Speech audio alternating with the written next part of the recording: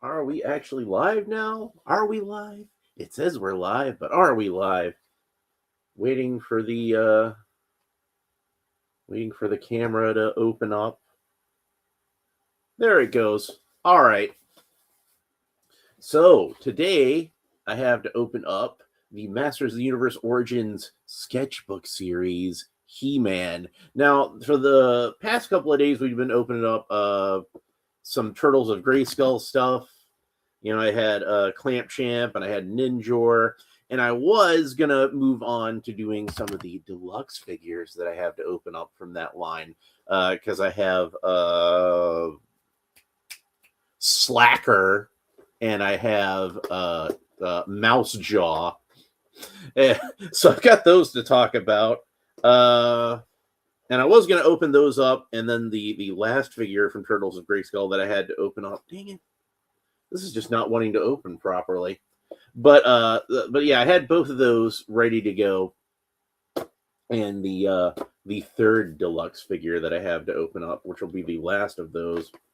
Man, could I get this out without tearing it? I'm just gonna wait until after I talk about the packaging. Sometimes I just jump the gun, you know. This is just it happens. But yeah, so I wound up getting this from Target though. So I figured I'd go ahead and talk about him. And so yeah, this is the original concept art He-Man, most powerful man in the universe, from the Sketchbook series. And this is inspired by mostly inspired by the concept art, as the name would suggest, by Mark Taylor. And it does have a little bit of influence to it also from Roger Sweet's first He-Man prototype figure that he made for the pitch, where he basically took 3 Big Jim figures and a lot of molding clay and sculpted a lot of musculature onto those figures and gave them some outfits. And maybe one of those outfits, the theory is he swiped from one of Mark Taylor's designs. Mark Taylor was working at Mattel at the time, and he wasn't really doing these He-Man what would eventually become He-Man sketches. He wasn't really doing them like, you know, to make toys of them. He was just doing them for his own fun. He was doing things like packages for Barbie and stuff like that. And he was just sketching this stuff out for his own personal enjoyment. And apparently Roger Sweet had seen some and was, you know, kind of inspired, shall we say, when he was designing the Barbarian character for his He-Man pitch.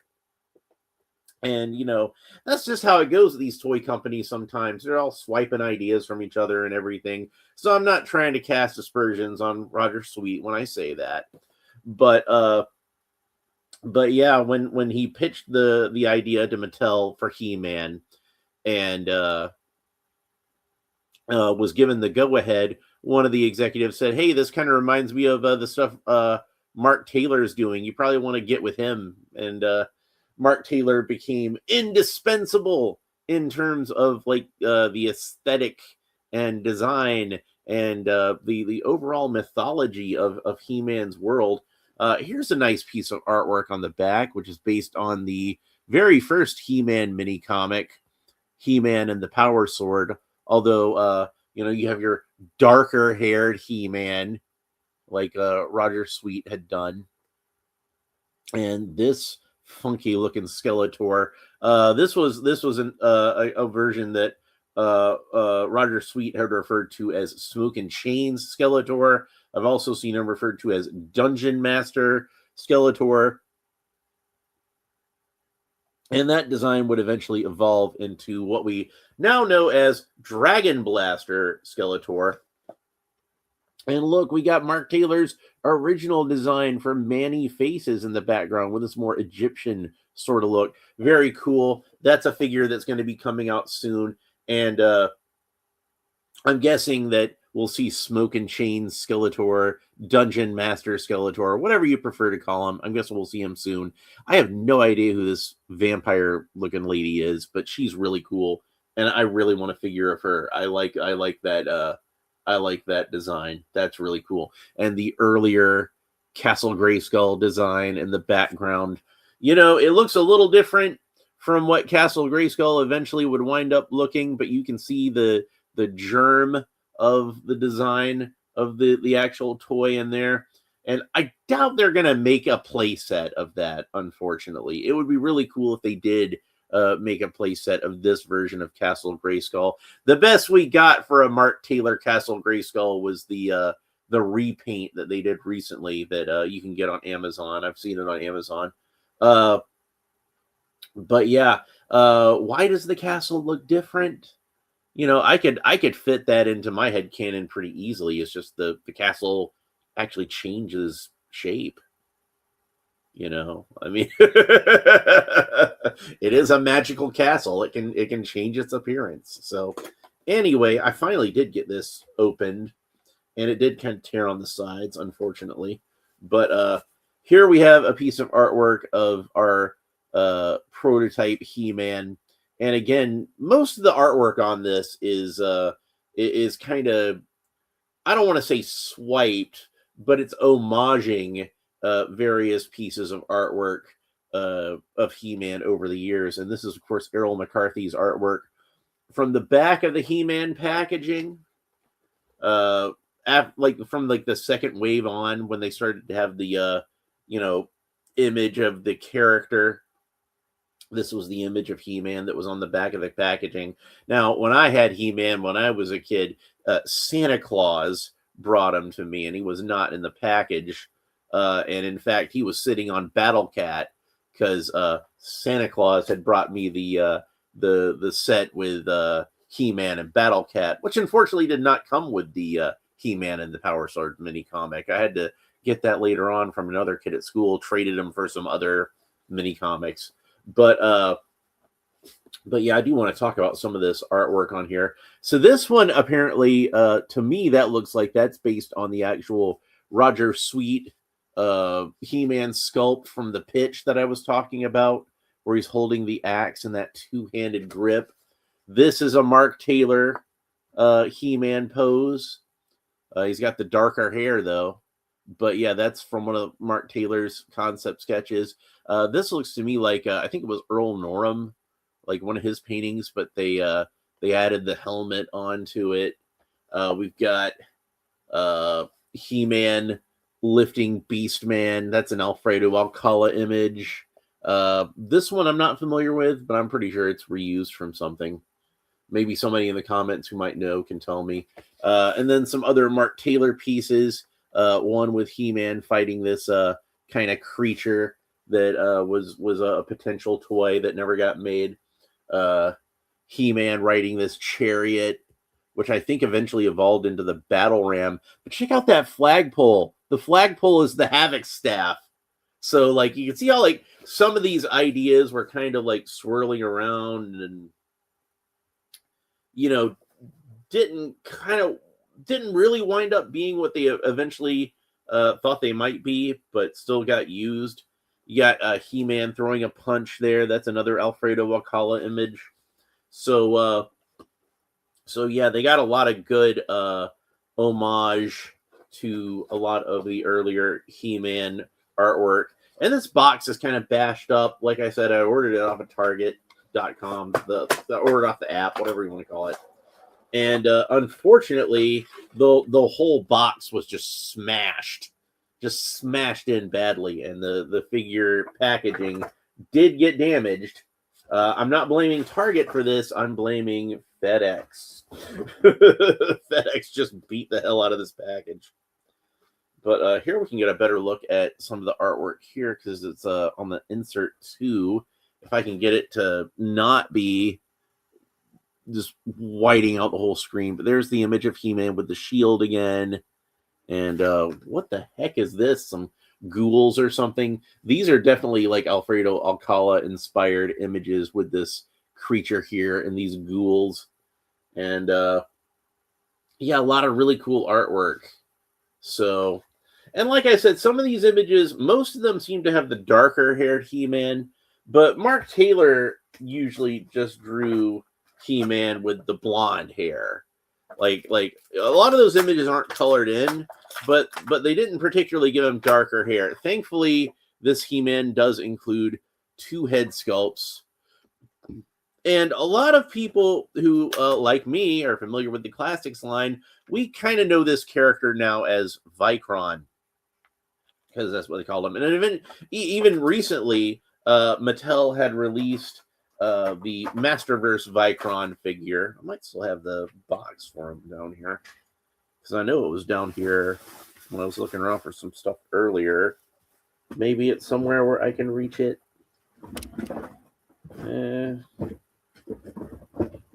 It appears not. Oh, wait, there it is, over there. So yeah, it's just the empty box, but yeah, Vicron was recently given a new figure from the new Eternia Masterverse line. Excellent figure. If you haven't seen my unboxing of that, it's up here on YouTube, so you can check that out. Vicron, Ultimate Eternian Champion. The legend of Vicron's glory in the gladiator arena is known far and wide across Eternia. After every victory, he claimed a trophy, the armor and weapons of fallen opponents. After mastering each armor's battle techniques, Vicron became a one-man arsenal who defeated everyone who challenged him, no matter the foe or terrain. So these are all supposed to be Vicron in different outfits that he has. You know, I didn't really care for a lot of the aspects of how Vicron was handled in the Classics continuity. For the most part, I really like the Classics continuity, but for Vicron, I came up with my own sort of continuity for him. I did use elements of the Classics, you know, but there was stuff in the Classics that wasn't revealed. I'll put it that way.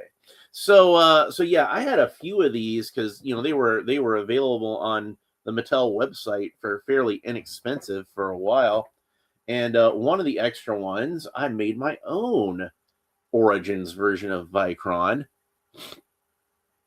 And I made this when I realized that the skin color on the Vicron head was pretty much the same skin color as the Masters of the WWE Universe Ultimate Warrior figure, at least the second one that they put out.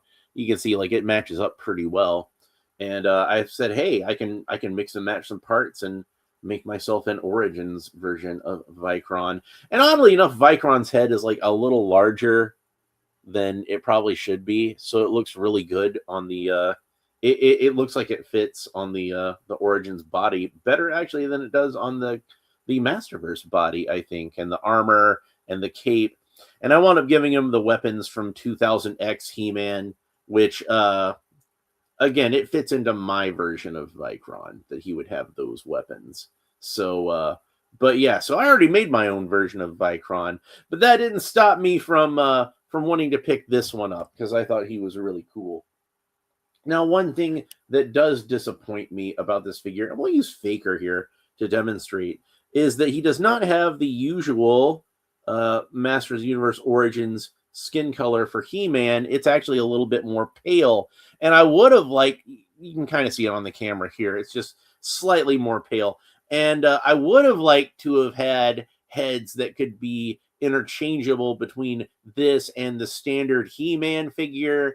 But unfortunately, Mattel did not do that in this case. It is a different skin color. I don't know why they chose to do it that way, but this is kind of a funny head sculpt, I think, because it looks kind of like, to me, it looks kind of like Owen Wilson. Wow. It's like a really angry Owen Wilson. It's Hansel.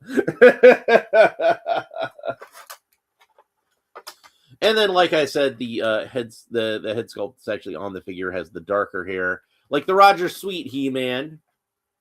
And it's got that kind of upturned goblet helmet, again, like the Roger Sweet He-Man. And we saw that on some of the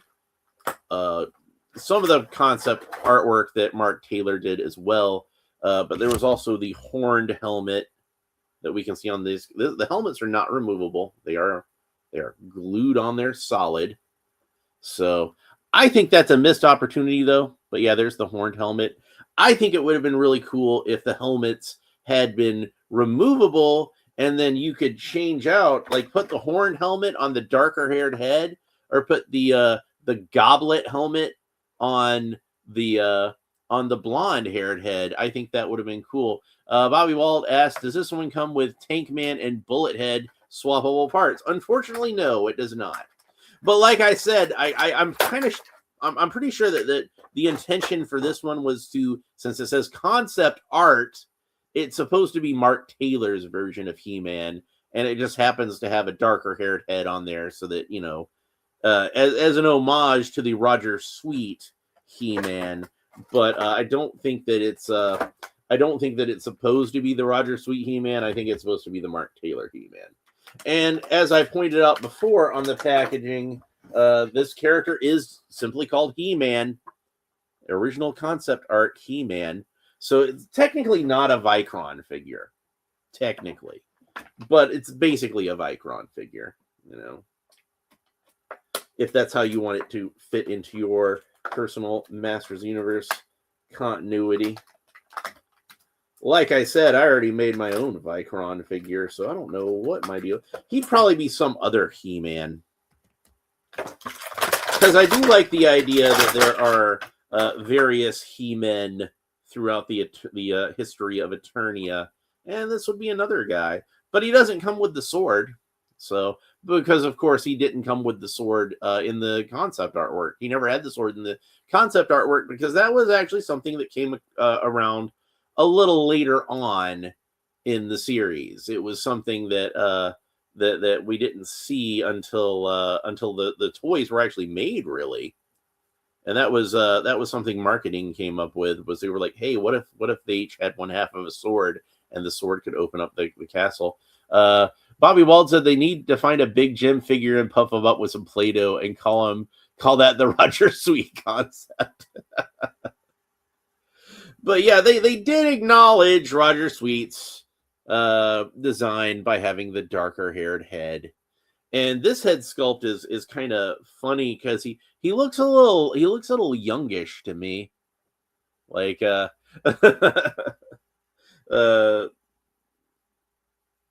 me, the Roger Sweet head sculpt it looked like it was a little rough, and it kind of reminded me of Mo Howard more than anything else. So now that I got him out of the package, I gotta say something that disappoints me is I was really hoping that these bracers would be like separate pieces that would be removable, and that would give me more customizing potential. But no, they're molded straight onto the forearm. So if you want to have these bracers on something, you're going to have to use these whole arms, or at least the whole forearm.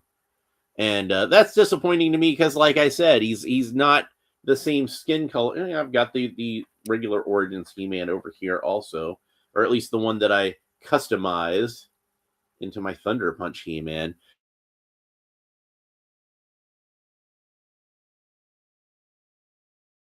Tell with this one.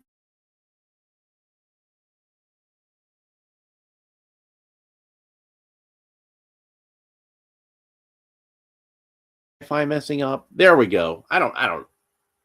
That's annoying. Anyway, so yeah, that's unfortunate. I would have much preferred if the skin color was a little more consistent with these guys. So let's go ahead and swap out the heads. So I want to put that blonde-haired He-Man head on there. If we're gonna have a Mark Taylor He-Man, we're gonna have a Mark Taylor He-Man. So I'm gonna have the blonde-haired head with the Viking horns, and that looks a little more badass to me. I like that one a little bit better. Now, when Roger Sweet did his He-Man, he did have that kind of upturned goblet head, the helmet on there, but his was silver. And they went with gold for this version, gold for the helmet and for the boots. And one thing I think that would have been better also with this figure, if you really wanted to do like a full-on Mark Taylor He-Man, is that some of the concept art actually did have these boots with like the more sandaled feet and the shin guards like that. I guess technically they're not boots, but you know what I mean. So some of the artwork did have that, in fact. But some of his other artwork, particularly the one that actually would have wound up becoming mostly the toy that we know, the one that this belt would have come with, the one that this helmet would have been on, that one actually did have the furry He-Man boots. So it would have been nice. I'm just kind of armchair quarterbacking here. It would have been nice if Mattel had have included some swappable boots, so we could swap out the boots and give him kind of more standard He-Man boots if we wanted to. But I mean, it's not like we can't just get the boots off of another He-Man figure if we want to do that. And you can see he's got like this longer loincloth piece. And I think the main reason was because they wanted to make the belt the way that the way that Mark Taylor drew the belt in a lot of that concept art with the fur trim kind of spilling over the top there. And they did a really good job with that, I think. But like I said, this is like a separate kind of rubbery piece. Let's have a look at that real quick and take that off. And this does, underneath, it's just the standard He-Man trunks. And I wish they had painted in the belt gold on this one. But I guess they figured, it's going to be covered up by the loincloth anyway. But if you wanted to have the more toy style belt underneath, like then you could have had it. And you do still have it, but you're going to have to paint it yourself. But since this is like a separate piece, you can also take this off and use it on other He-Man figures if you wanted to. So that's nice. Unlike the Ninjor belt, which only goes on those Ninjor trunks from Turtles of Grayskull, like I was talking about, this is something that you can use for customizing. So that's good. There's a lot of good parts on him for customizing. A lot of nice, new, unique parts. Like I said, I think it's unfortunate that these bracers are stuck to these arms, because those would have been good parts to use on other figures. Bobby Wald says, I always think it's interesting that the same guy that gave us Skeletor gave us the Turtle Van as well. Hell yeah. I've talked about that on not the Turtle Van specifically, but Mark Taylor went on to do Ninja Turtles after he did He-Man, and he was the guy that designed the Turtle Van. So in the comic book, April had a VW van, just like a regular VW van. And he was the guy who was like, if we're going to have a van for these guys, can't we make it like a turtle van, like put a turtle shell kind of texture over the top, maybe have a turtle face kind of painted into the front of it, like the gritted teeth and everything. So yeah, mad genius, that guy. So besides the Owen Wilson head, He-Man comes with some other accessories. One is the shield, which looks a lot like the shield that Mark Taylor drew him with sometimes in his concept art. And you see it's a red shield with some kind of gunmetal studs around it and some brown around the edges. It's not the shield that we're familiar with He-Man coming with from the original toy, but you can see how it would kind of evolve into that with the big stud in the middle and the little studs around the edges. You can see how like it would be going in that direction. And then He-Man's main weapon, or at least it would have been if they hadn't come up with the Sword of Power idea, is his axe. And this is, of course, very similar to how Mark Taylor drew the axe and a lot of that concept artwork with little spaces there. Very cool looking, very intimidating looking. And I pointed out before that on the artwork here, that there is that one, is it on here? Yeah, that one shot of He-Man holding the axe in a two-handed grip facing forward, very similar to the Roger Sweet sculpt that I was talking about. But of course, the articulation on this guy, while it's pretty good, is not going to be good enough to get into a two-handed grip. And I doubt the handle's long enough to do that anyway. And even if I could get it into a two-handed grip, it would not be that kind of with the axe pointing forward kind of look. And there is a little bit of a loop on the back here, so we can store the axe. And it's a little bit larger than the loops usually are on these He-Man figures, probably to make sure that it can accommodate the axe. And there we go. So we can store that back there like that. And I suppose let's see if it's possible to do this, because I know you can do this with the regular Origins He-Man shield and axe. As if you wanted to store the shield. Oh man, that's stuck in there good. Let's see if we can do it with this one. No, it doesn't look like it's gonna be. We're gonna be able to do it with this one, unfortunately, because I know that the standard Origins He-Man axe, you can put it through the handle of the shield, and then you can have the shield kind of looped on there when the axe is in the back. But unfortunately, like, I could probably get it to fit, but I'd have to kind of bend the axe handle a little bit to do that, and I don't want to do that.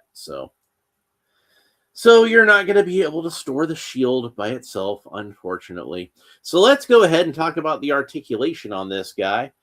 He-Man can look up about that far, look down about that far, tilt his head kind of quizzically from side to side, to rotate the head all the way around. Of course, He-Man's arms rotate all the way around at the shoulders as well. He's got a single joint of articulation at the elbow, which bends about that far, and then that rotates all the way around. Oh, I almost forgot to mention that the arms raise up to the sides about that far. Now, his wrists rotate all the way around, and they do have a horizontal hinge on them, but since his bracers have this little plate that sticks out of it a little bit, you can see that there. That's a separate piece. That's going to kind of hinder the articulation just a little bit. I'm pretty sure when Mark Taylor was drawing the bracers like this, he probably was thinking it would just be like a solid molded arm, like what He-Man eventually wound up having in the original figure. So probably didn't think that it would hinder the articulation, because there wouldn't be any articulation there. Little did he know that over 40 years later, people would still be making toys of these characters, and they would have rapid advancements in articulation. So now He-Man does have that kind of articulation. So He-Man twists all the way around at the waist. That is an articulation the original He-Man had. He-Man can kick up about that far, which isn't all that far as an action figure goes, but you know, he's kind of muscle bound. He's got those thick thighs. It's gonna be hard to move him at all. He-Man's got a single joint of articulation at the knee that bends about that far, and then that rotates all the way around. And then he's got a boot cut, so the boot rotates all the way around. And then his sandaled foot can point down that far, point up about that far, and then that rotates all the way around. Voila. So yeah, looking at the artwork on the back again, thinking about Skeletor, I've got to imagine that we're going to see this Skeletor figure soon. I don't think they would have this one as prominently placed on this package if we weren't going to see him soon. So I guess that'll be the perfect Skeletor to pair up against this guy. And I know that they're doing the Manny Faces figure. I know I'd seen that they were doing that. I'm pretty excited about that Manny Faces. I was thinking about maybe trying to get an extra Manny Faces and paint them up to look like that more Egyptian sort of look. But if they're going to make one themselves, I'm just not going to bother, because why would I? So yeah, a lot of people debate as to who the true father of He-Man is. And, you know, success has many fathers, and failure is often an orphan. But both Roger Sweet and Mark Taylor had basically put themselves in the position of, I created He-Man. And I think both of those guys like have a good claim. I don't think you could have had He-Man without both of them, honestly. But Roger Sweet came up with the idea of making a really muscular action figure and calling it He-Man. So he was the guy who got the ball rolling, if we're being really honest about it. But Mark Taylor was the guy who I think really came up with the look of the character beyond just being like a muscular dude. Remember, Roger Sweet's original idea when he was talking about He-Man, it was going to be what Vicron was eventually, where he had different outfits and armors and things like that. And I'm pretty sure the thought process was kind of like Barbie, where you can make Barbie whatever you want. Little girls could have Barbie be a model or a ballerina or an actress or an astronaut or president of the United States or whatever you want Barbie to be. And likewise, I think He-Man originally was supposed to be, well, you can make him like a military guy or a spaceman or a barbarian, or if it had gone long enough, they probably would have had, He-Man as a cowboy or a ninja or whatever. I mean, we did get He-Man as a ninja eventually anyway, recently. Bobby Wald says, I have many faces on the shelf next to Zartan, looking like that scene from Step Brothers. Did we just become best friends? Yup.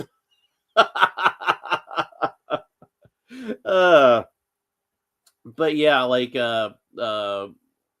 but yeah, this is a nice.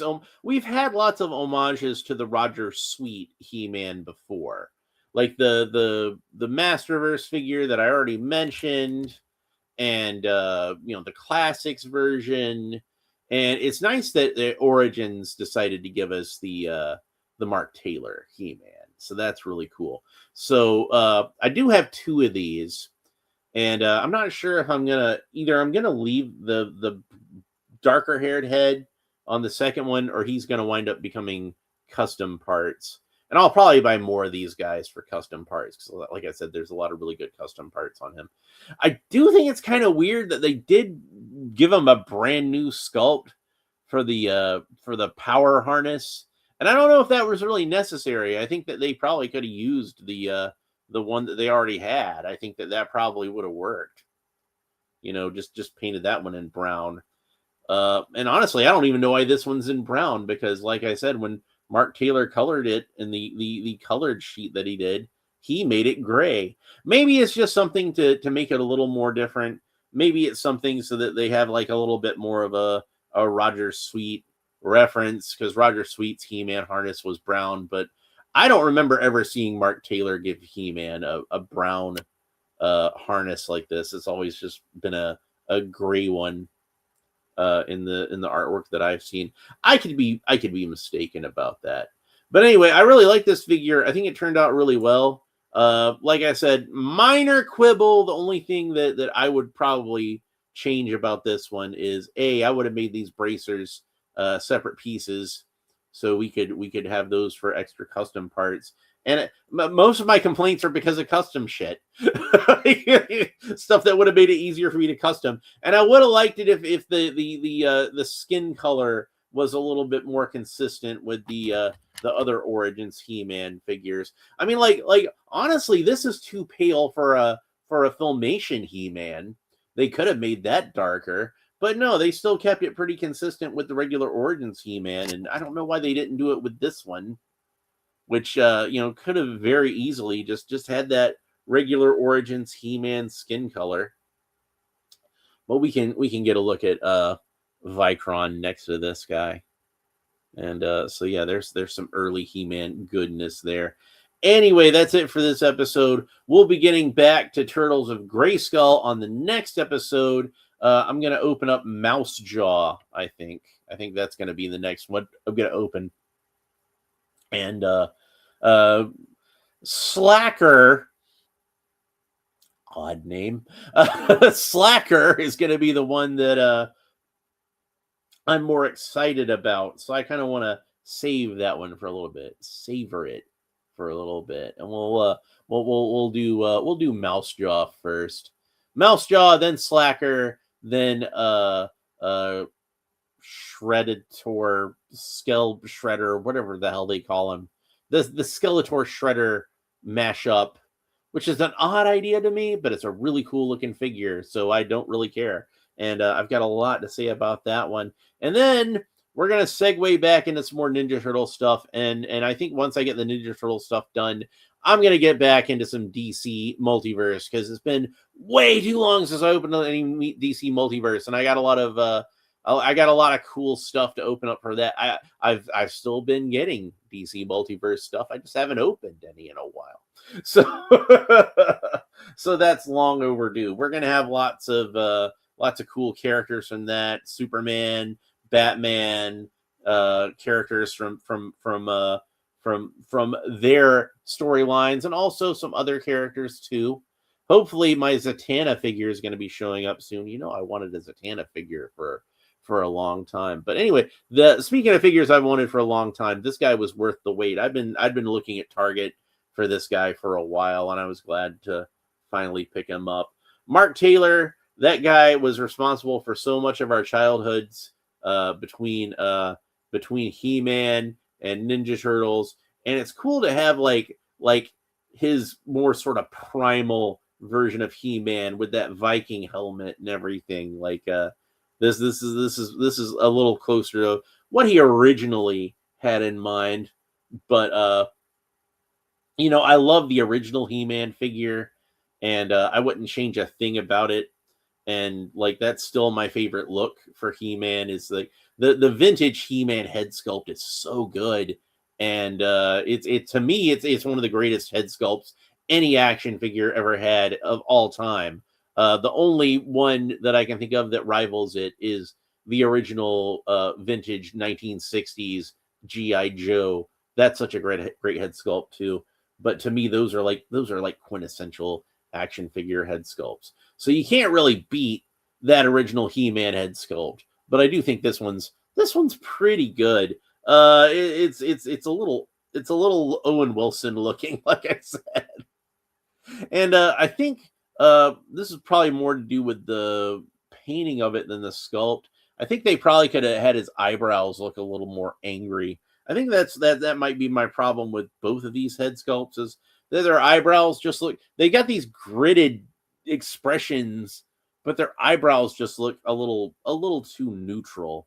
And I think they could, be a little more furrowed, you know what I mean?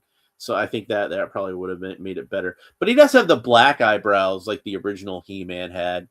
Black eyebrows with blonde hair. So, but what are you going to do? You want the eyebrows to stand out on the figure. You don't want to give a character yellow eyebrows because, it's just not going to be visible. But like I said, that's how He-Man's always had black eyebrows, even with the blonde hair. So anyway, that's it for this episode. Hope you enjoyed it. If you did, please make sure that you like and subscribe and all the other YouTube stuff down below. Leave a comment. Let me know what you think about this particular version of He-Man, and how you might fit this into your Masters of the Universe. Is this, just the regular version of He-Man in some other outfit, or is it, some other version of He-Man from ancient history that we don't know about?